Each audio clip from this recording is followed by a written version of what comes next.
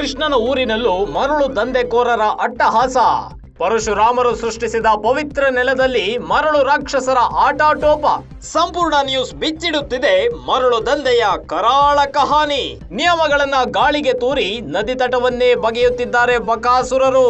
ಎಲ್ಲ ಗೊತ್ತಿದ್ರು ಸುಮ್ಮನೆ ಕುಳಿತಿದ್ದಾರೆ ಸ್ಥಳೀಯ ತಹಸೀಲ್ದಾರರು. ಮರಳುಕೋರರ ದಂಧೆಯಿಂದ ಬತ್ತುತ್ತಿದೆ ಕುಂದಾಪುರದ ಮೊಲಹಳ್ಳಿ ನದಿಯ ದಡ. ಕಾನೂನು ಪ್ರಕಾರ ಅನುಮತಿ ಪಡೆದ್ರು, ನಿಯಮಗಳಿಗೆ ಗೋಲಿ ಹೊಡೆದ್ರು.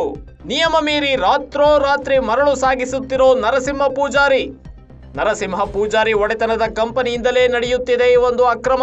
ರಾತ್ರಿ ಹೊತ್ತು ಮರಳು ಗಣಿಗಾರಿಕೆ ನಡೆಸಲು ಅನುಮತಿಯೇ ಇಲ್ಲ. ಆದ್ರೆ ಕತ್ತಲ ರಾಜ್ಯದಲ್ಲೇ ನಡೆಯುತ್ತೆ ಇವರ ಅಕ್ರಮದ ಘಾಟು. ಅಕ್ರಮವಾಗಿ ಮರಳು ಸಾಗಿಸಿ ಕೋಟಿ ಲೂಟಿ ಹೊಡಿತಾ ಇದ್ದಾರೆ. ಸರ್ಕಾರಕ್ಕೆ ತೆರಿಗೆ ವಂಚಿಸಿ ಮಣ್ಣೆರಿಸ್ತಾ ಇದ್ದಾರೆ ದಗಲ್ಬಾಜಿಗಳು. ಮಿಸ್ಟರ್ ತಹಸೀಲ್ದಾರ್, ಇಷ್ಟೆಲ್ಲ ನಡೆದ್ರೂ ಕ್ರಮ ಕೈಗೊಂಡಿಲ್ಲ ಯಾಕೆ? ಅಕ್ರಮ ಮರಳು ಗಣಿಗಾರಿಕೆಯಲ್ಲಿ ನಿಮ್ಮ ಕೈವಾಡವು ಏನಾದ್ರೂ ಇದೆಯಾ? ದಂಧೆಕೋರರ ವಿರುದ್ಧ ಕ್ರಮ ಕೈಗೊಳ್ಳದೆ ಕನಿಕರ ತೋರಿಸ್ತಿರೋದು ಯಾಕೆ?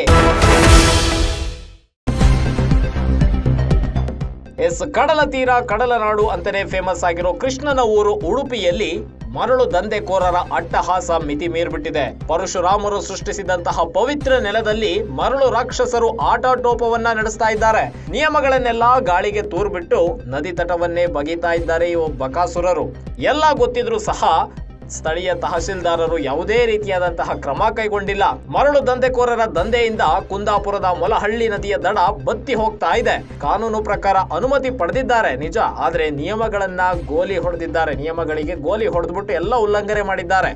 ಕುಂದಾಪುರದ ನರಸಿಂಹ ಪೂಜಾರಿ ಒಡೆತನದ ಕಂಪನಿಯಿಂದಲೇ ಈ ಒಂದು ಅಕ್ರಮ ಮರಳು ಗಣಿಗಾರಿಕೆ ನಡೀತಾ ಇದೆ. ರಾತ್ರಿ ಹೊತ್ತು ಮರಳು ಗಣಿಗಾರಿಕೆ ಮಾಡೋದಕ್ಕೆ ಯಾವುದೇ ಪರ್ಮಿಷನ್ ಇಲ್ಲ. ಆದ್ರೂ ಸಹ ಕತ್ತಲಲ್ಲಿ ಈ ಒಂದು ಅಕ್ರಮವಾಗಿ ಮರಳು ಗಣಿಗಾರಿಕೆಯನ್ನ ಮಾಡಿ ಸರ್ಕಾರಕ್ಕೆ ವಂಚಿಸಿ, ತೆರಿಗೆಯನ್ನ ವಂಚಿಸಿ ಕಣ್ಣಿಗೆ ಮಣ್ಣೆರ್ಚೋ ಕೆಲಸ ಮಾಡ್ತಾ ಇದ್ದಾರೆ ಈ ದಗಲ್ಬಾಜಿಗಳು. ಇಷ್ಟೆಲ್ಲ ನಡೀತಾ ಇದ್ರೂ ಕೂಡ ಸ್ಥಳೀಯ ತಹಸೀಲ್ದಾರ್ ಯಾವುದೇ ರೀತಿಯಾದಂತಹ ಕ್ರಮ ಕೈಗೊಂಡಿಲ್ಲ. ಏನಾದ್ರೂ ತಹಸೀಲ್ದಾರೇ ಈ ಒಂದು ಅಕ್ರಮ ಮರಳು ಗಣಿಗಾರಿಕೆಗೆ ಸಾಥ್ ಕೊಡ್ತಾ ಇದ್ದಾರಾ ಅನ್ನೋ ಅನುಮಾನ ಕೂಡ ವ್ಯಕ್ತವಾಗ್ತಾ ಇದೆ. ಯಾಕಂದ್ರೆ ಇಷ್ಟೆಲ್ಲ ಗೊತ್ತಿಲ್ಲದೇನೆ ಯಾರು ಕೂಡ ಅಕ್ರಮವಾಗಿ ಗಣಿಗಾರಿಕೆ ಮಾಡೋದಕ್ಕೆ ಸಾಧ್ಯ ಇಲ್ಲ. ಅದು ರಾತ್ರೋರಾತ್ರಿ ಆ ನದಿ ತಟದಲ್ಲಿ ಮರಳು ಗಣಿಗಾರಿಕೆಯನ್ನ ಮಾಡ್ತಾ ಇದ್ರು ಕೂಡ ಕ್ರಮ ಕೈಗೊಳ್ಳದೆ ತಹಸೀಲ್ದಾರ್ ಸೈಲೆಂಟ್ ಆಗಿ ಕೂತ್ಬಿಟ್ಟಿದ್ದಾರೆ. ಇದೇ ಎಲ್ಲೋ ಒಂದ್ ಕಡೆ ಅನುಮಾನಕ್ಕೆ ಎಡೆ ಮಾಡ್ಕೊಡ್ತಾ ಇದೆ. ತಹಸೀಲ್ದಾರ್ ಕೂಡ ಈ ಒಂದು ಅಕ್ರಮ ಗಣಿಗಾರಿಕೆಯಲ್ಲಿ ಭಾಗಿಯಾಗಿದ್ದಾರಾ, ಶಾಮೀಲಾಗಿದ್ದಾರಾ ಅವ್ರ ಜೊತೆಗೆ ಅಂತಕ್ಕಂಥ ಅನುಮಾನಗಳಿಗೆ ಎಡೆ ಮಾಡ್ಕೊಡ್ತಾ ಇದೆ ತಹಸೀಲ್ದಾರ್ ಅವರ ನಡೆ. ಅಕ್ರಮ ಮರಳು ಗಣಿಗಾರಿಕೆಯಲ್ಲಿ ತಹಸೀಲ್ದಾರ್ ಕೈವಾಡ ಏನಾದ್ರೂ ಇದೆಯಾ ಅನ್ನೋ ಪ್ರಶ್ನೆಗಳನ್ನ ಸಾರ್ವಜನಿಕರು ಕೇಳ್ತಾ ಇದ್ದಾರೆ.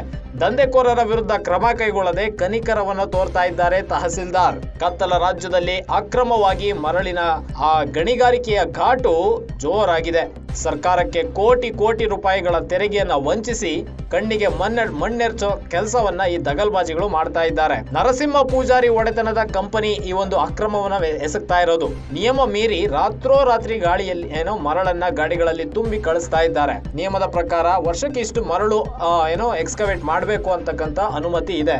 ಆದ್ರೆ ಸಂಜೆ 6 ಗಂಟೆ ಮೇಲೆ ಗಣಿಗಾರಿಕೆ ಮಾಡೋಂಗಿಲ್ಲ. ಅಂತದ್ರಲ್ಲಿ ರಾತ್ರೋರಾತ್ರಿ ಅಕ್ರಮವಾಗಿ ಮರಳು ಗಣಿಗಾರಿಕೆಯನ್ನ ಮಾಡಿ ಅಲ್ಲಿನ ಪರಶುರಾಮರು ಸೃಷ್ಟಿಸಿದಂತಹ ಪವಿತ್ರ ನೆಲದಲ್ಲಿ ಕುಂದಾಪುರದ ಮೊಲಹಳ್ಳಿ ನದಿಯ ದಡವನ್ನ ಬಗಿತಾ ಇದ್ದಾರೆ. ಬಗದು ಮರಳನ್ನ ತೆಗೆದು ಅಕ್ರಮವಾಗಿ ಸಾಗಾಟ ಮಾಡಿ ಕೋಟಿ ರೂಪಾಯಿಗಳಷ್ಟು ಲೂಟಿ ಹೊಡಿತಾ ಇದ್ದಾರೆ ಸರ್ಕಾರದ ಕಣ್ಣಿಗೆ ಮಣ್ಣೆರ್ಚಿ.